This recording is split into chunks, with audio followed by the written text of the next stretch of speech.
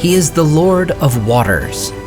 Unlike his fellow Valar, he would never forsake the children of Iluvatar, helping, advising, and directly appearing to them. Today on Nerd of the Rings, we cover the Vala Ulmo, the king of the sea. Before the world was made, Ulmo was already close in friendship with Manwe. While it was noted in my Manwe video that the king of the Valar was closest to Iluvatar, it was Ulmo who was most deeply instructed in music. So integral was music to the Lord of Waters that it is said the Eldar could hear echoes of the music of the Ainur within water itself. Alongside Manwe, Ulmo most faithfully served the purpose of Iluvatar, and their powers combined in creating the clouds of the air, mists, and dew. It is said that Ulmo is third in majesty among the Valar, being behind only Manwe and Varda.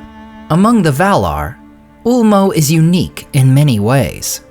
First, he is one of the few Valar who has no spouse. He also did not dwell in Valinor, but from the very beginning, he lived in Achaia, otherwise known as the Encircling Sea, which surrounded all the lands of Arda.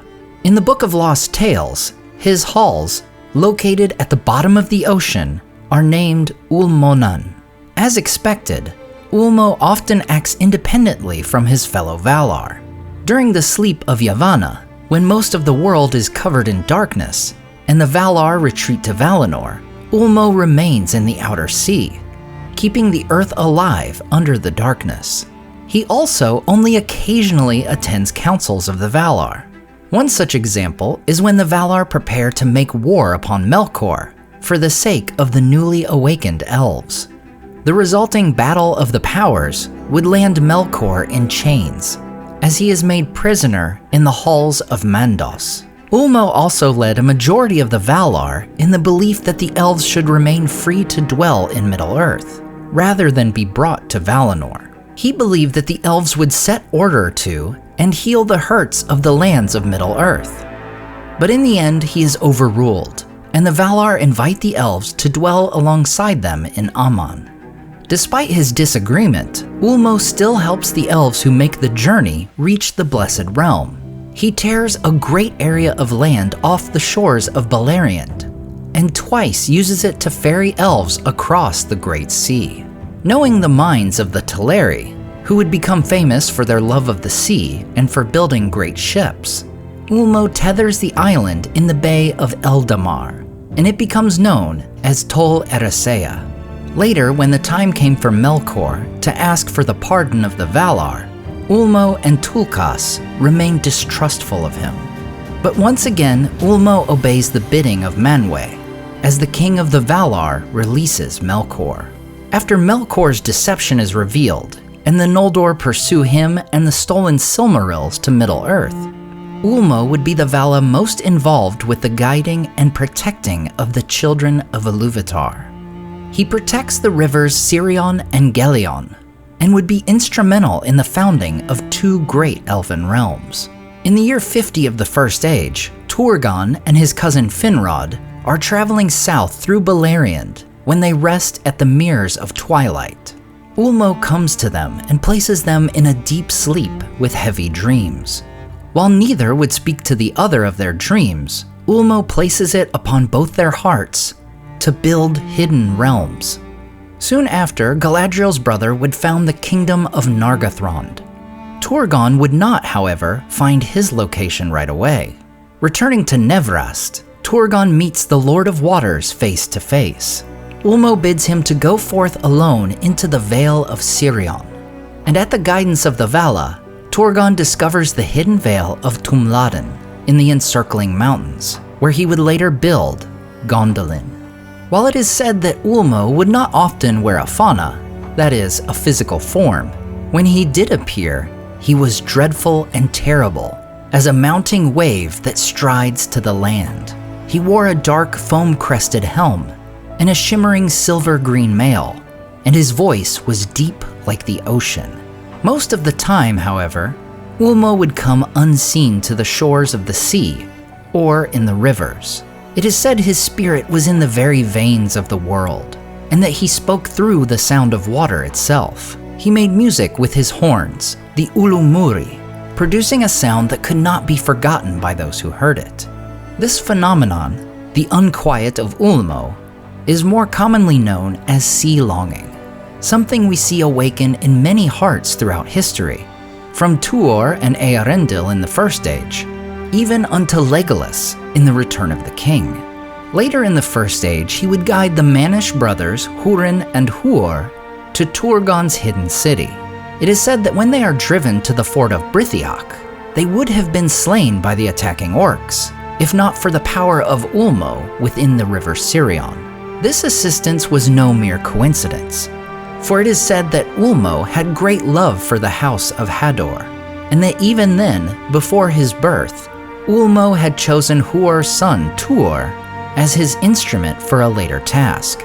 After his escape from thraldom, Tuor becomes the first man to pass through Nevrast and reach the Great Sea. At this moment, a sea longing would awaken in his heart and stay with him forever after. He receives a sign from Ulmo and follows 7 swans southward to Turgon's abandoned city of Vinyamar. There he discovers a sword, armor, and a shield, which bore a white swan on a field of blue. These had been left by Turgon at the behest of Ulmo himself. Tuor takes these items and makes his way to the shore. But there came a great storm out of the west, and out of that storm, Ulmo, the Lord of Waters, arose in majesty, and spoke to Tuor as he stood beside the sea. When Tuor shows doubt in what he may achieve attempting his appointed task, because he is a mere mortal, Ulmo responds, "If I choose to send thee, Tuor, son of Huor, then believe not that thy one sword is not worth the sending. For the valor of the Edain the Elves shall ever remember as the ages lengthen, marveling that they gave life so freely, of which they had on earth so little. But it is not for thy valor only that I send thee, but to bring into the world a hope beyond thy sight, and a light that shall pierce the darkness." And as Ulmo said these things, the mutter of the storm rose to a great cry, and the wind mounted, and the sky grew black, and the mantle of the Lord of Waters streamed out like a flying cloud. Then there was a noise of thunder, and lightning flared over the sea, and Tuor beheld Ulmo, standing among the waves as a tower of silver flickering with darting flames. And he cried against the wind, "I go, Lord, yet now my heart yearneth rather to the sea." And thereupon Ulmo lifted up a mighty horn, and blew upon it a single great note, to which the roaring of the storm was but a windflaw upon a lake. And as he heard that note, and was encompassed by it, and filled with it, it seemed to Tuor that the coasts of Middle-earth vanished, and he surveyed all the waters of the world in a great vision, from the deep veins of the lands to the mouths of the rivers, and from the strands and estuaries out into the deep. The great sea he saw through its unquiet regions teeming with strange forms, even to its lightless depths, in which, amid the everlasting darkness, there echoed voices terrible to mortal ears. Its measureless plains he surveyed with the swift sight of the Valar, lying windless under the eye of Anar, or glittering under the horned moon, or lifted in hills of wrath that broke upon shadowy isles, until remote upon the edge of night, and beyond the count of leagues, he glimpsed a mountain, rising beyond his mind's reach into a shining cloud, and at its feet a long surf glimmering. And even as he strained to hear the sound of those far waves, and to see clearer that distant light, the note ended, and he stood beneath the thunder of the storm, and lightning many-branched rent asunder the heavens above him. And Ulmo was gone, and the sea was in tumult, as the wild waves of Osse rode against the walls of Nevrast. Thanks to Ulmo's guidance and the gift of a cloak, Tuor comes to the hidden city of Gondolin, delivering Ulmo's warning that the doom of Gondolin was approaching, and that Turgon should abandon his city and seek travel to the Blessed Realm. Turgon chooses not to heed this advice, though Ulmo's direction of Tuor would still eventually bring about Morgoth's downfall. In the south of Beleriand, Ulmo would come to Círdan the Shipwright, giving him a warning that great peril draws nigh to Nargothrond. In 495 of the First Age, the same year Tuor meets Ulmo himself, word comes via messengers to the king of Nargothrond, Finrod's nephew Orodreth, and his advisor, Turin Turambar. Ulmo's warning was that they should destroy their bridge and fortify their defense against Morgoth's forces to come, for Ulmo's power was withdrawing from the river. However, Turin refuses to heed this warning, wishing to continue their offensive strikes against the orcs. Orodreth, valuing the words of his advisor, ignores Ulmo's warning, and in that very year, the realm is destroyed by the dragon Glaurung and a force of orcs, who use Nargothrond's own bridge against it.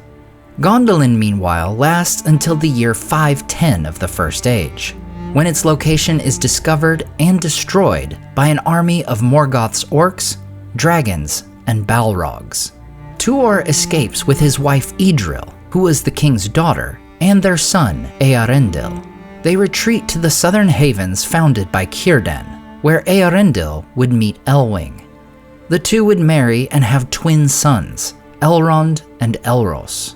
Later, when the havens are sacked by the sons of Feanor in the third kinslaying, Elwing would cast herself into the sea with the Silmaril of Beren and Luthien.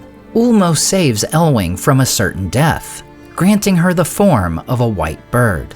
She flies to her husband's ship and travels with him to Valinor, where he pleads for the intervention of the Valar against Morgoth. Thus, the choosing of Tuor by Ulmo was not in vain, for Eärendil, Tuor's son, would rouse the Valar to aid the men and elves of Middle-earth. Morgoth is in turn defeated in the War of Wrath and cast through the Door of Night. As mentioned earlier, Ulmo, like other Valar, has Maiar who serve him. The most well-known of these were the husband and wife of Osse and Uinen, who had come to be the most well-known Maiar to the Elves. Another is quite possibly Salmar, who entered Arda in the early days along with Ulmo. It was he who crafted the Ulumuri, the great white conch horns of Ulmo. That these horns would cause a sea longing was a concept Tolkien devised far earlier in his writings than some may assume. While it would not be published until 1986's The Shaping of Middle-earth, a great poem called The Horns of Ylmir was written by Tolkien back in 1914. The poem, in which Ulmo is called Ylmir, is written in-world by Tuor for his son Eärendil, and describes, among other things, the sea calling of the horns of Ylmir, which Tuor says he will hear until his death.